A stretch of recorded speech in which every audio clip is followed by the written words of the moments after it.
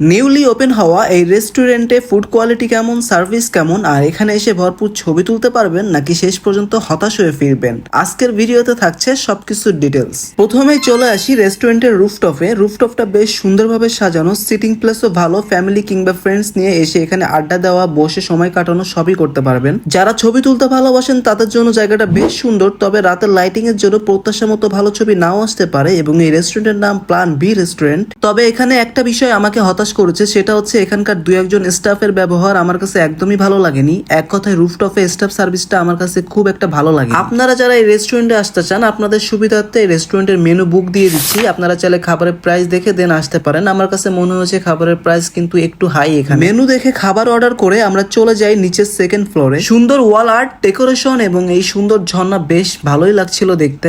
আর second ফ্লোরে আসার পর বলতেই হয় এখানকার ইন্টেরিয়র ডিজাইন ছিল জাস্ট ওয়াও। প্রতিটি কর্নার সুন্দরভাবে সাজানো, লাইটিং আর পুরো পরিবেশটাই আমার কাছে বেশ ভালো লেগেছে। প্রতিটা কর্নারই ছিল একদম সাজানো গোছানো এবং খুবই সুন্দর। দেন এখানকার রেস্টরুমটাও ছিল অনেক পরিষ্কার পরিচ্ছন্ন। রেস্টরুমটা মোটামুটি ভালোই লাগছে। আর এখানে এসে আগের তুলনায় স্টাফ সার্ভিসটাও অনেক ভালো পেয়েছি। এরপর আমরা চারিপাশে কিছুক্ষণ ঘুরে ঘুরে দেখতে থাকি। কিছু সময় ঘোরাঘুরি আর অপেক্ষা করার পর চলে আসে আমাদের অর্ডার করা খাবার, cream of mushroom, chicken soup, chicken chowmein আর 4 সিজন 12 ইঞ্চ পিৎজা। প্রথমে আসি cream of mushroom chicken soup. দেখতে বেশ ভালো ছিল, ট্রাই করে আমার কাছে টেস্ট মোটামুটি ভালোই লেগেছে। এর রেটিং দেবো 10-এর মধ্যে 8। এরপর চিকেন চাউমিন, এটাও খারাপ লাগেনি, মোটামুটি ভালোই লেগেছে। এর রেটিংও আমি দিব 10-এর মধ্যে 8।